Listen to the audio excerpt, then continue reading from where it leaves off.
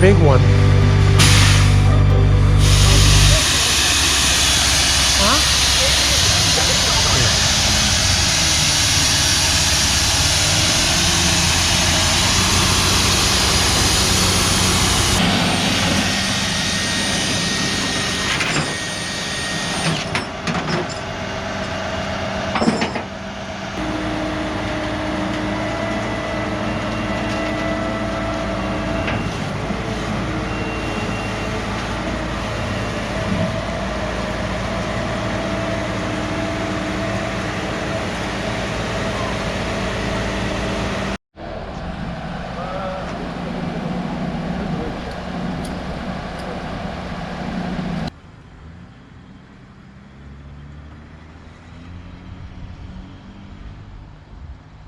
Hi, my name is Eulojio Ortega.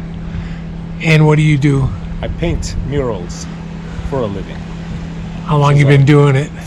About 22 years.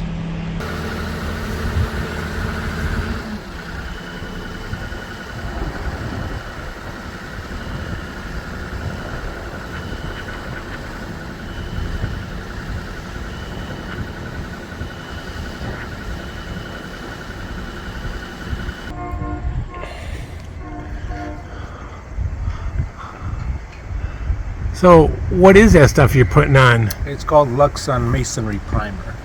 It's specifically for this type of surface, and it'll help the mural last longer.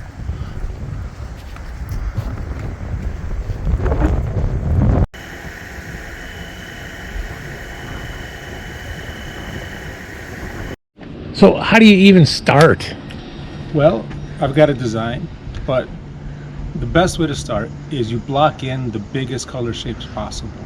Like, you know, if an area is going to have sky, for example, let's just block in that whole area with a blue, you know, and then you block in a whole other area, let's say it's going to be gray, you know, and you block that in. And then once that's in, then you can start putting in smaller color shapes and then smaller color shapes. And then before you know it, you're done with that area. So yeah, you just find the biggest color area that you can. What was your inspiration? To do this? Yeah. Well, I wanted to be a fine artist. You know, I wanted to be in galleries, and I thought I would do murals just to pay the bills while I got going. I'm becoming famous, you know, I wanted to be in art galleries and sell stuff like that, but you know, it's actually really boring. Now, where can I see some of your work? Well, most notably, the world's largest Starbucks in Chicago, they call it the Reserve, the Starbucks Reserve on Michigan Avenue in Erie. In there, there's a glass stairwell that's about 5 stories tall from the bottom to the terrace, and I did a mural winding all the way up the stairs, and I won that contract from several other artists. They kind of had us all paint and selected their favorite. And Oh, that's pretty cool. Yeah, probably since I'm a minority too, that helps.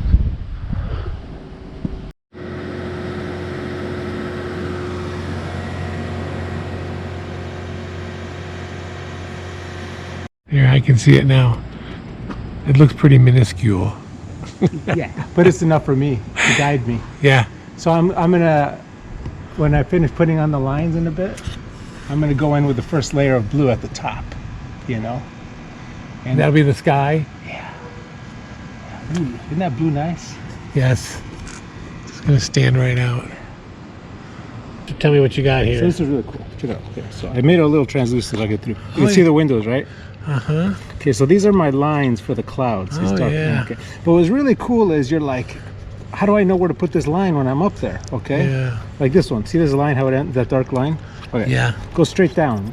Zoom. What's it? It's the edge of that window. Oh, I see. So I just get over the top of that window, and where does it start? Well, look, here and here is about the halfway point between the top of this window and, you know. Sure, sure. So that's it. I'm like, oh, here's the halfway point. I'm very, very close. Let me see. That is so cool.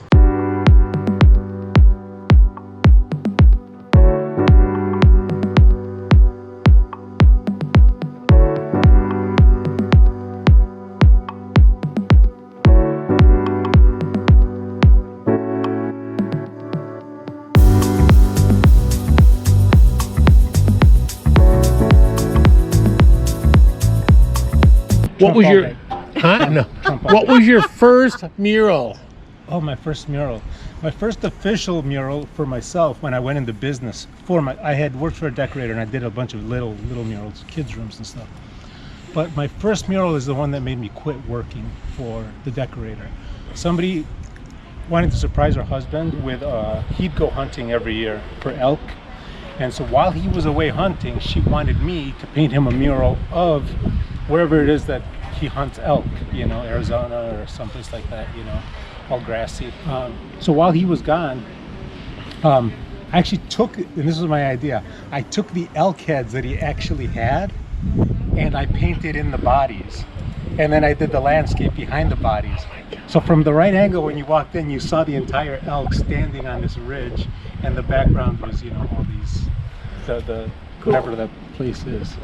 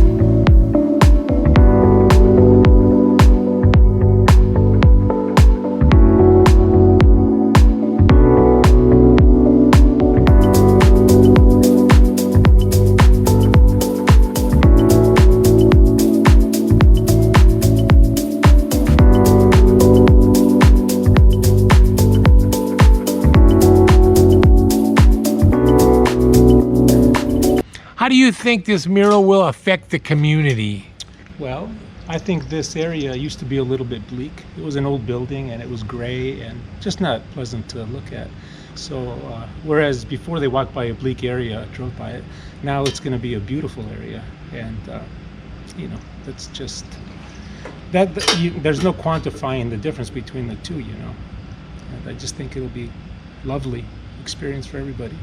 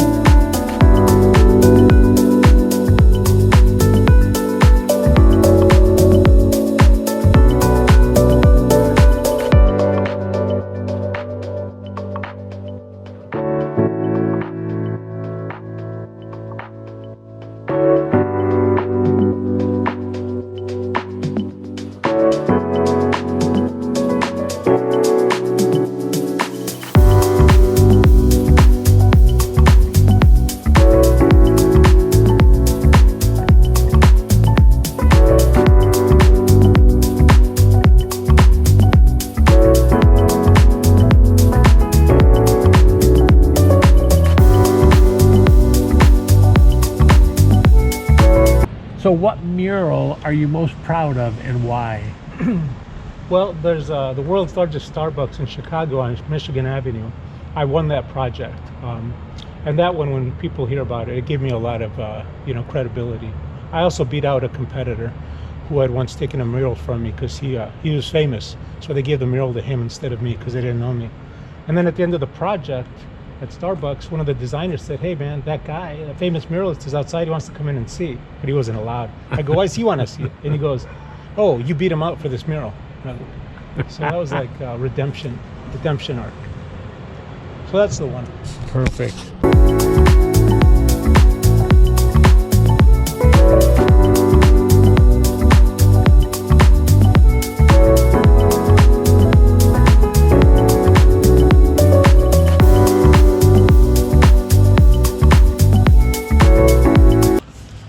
So You know what? I take that back. I think I like it kind of dark because the driving is at night.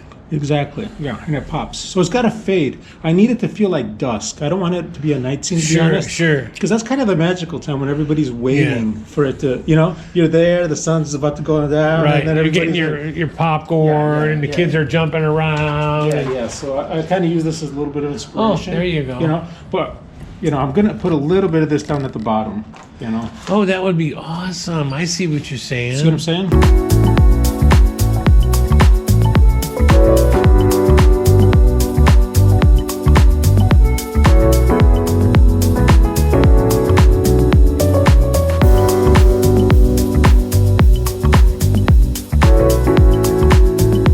Do you have a lot of people stopping by and asking you about it? Yeah, all the time. People drive by the parking lot. Sometimes I anticipate whether they're just driving through or they're going to stop. I never know. And, Do you ever get to meet any people? yeah, a lot of people. What do you think about the Earlville people? Oh, they're really nice. This is one of the friendliest towns this is probably the friendliest town I've ever been in. I think the size of it. And then I think a lot of people grew up here versus other towns where people migrate in and out. I think a lot of people here are lifers and have history. So I think that's why they're so friendly. Yeah. And the Historical Society keeps that program going with the history. Yeah. And they do a very good job. Yeah, they do.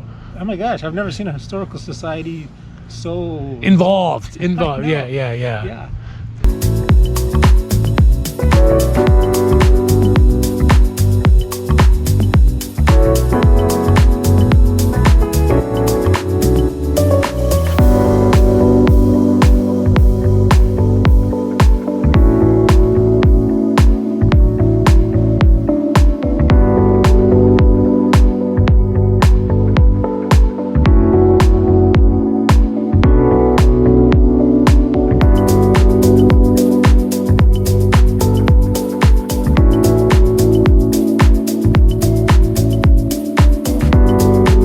So this perfectly illustrates what painting realistic is like.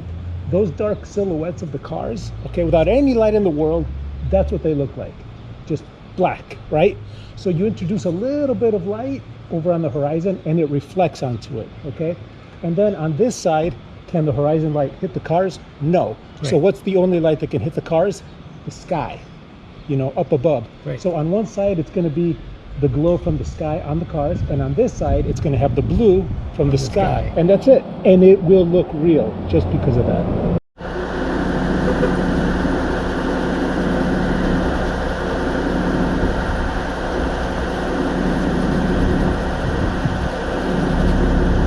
I'll leave it like that for now.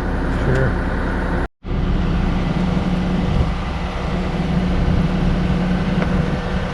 And the thing is too, when I do this, look, like right here, this is angled up towards the sky, see? Yeah. So I'll put in a little bit like that, right?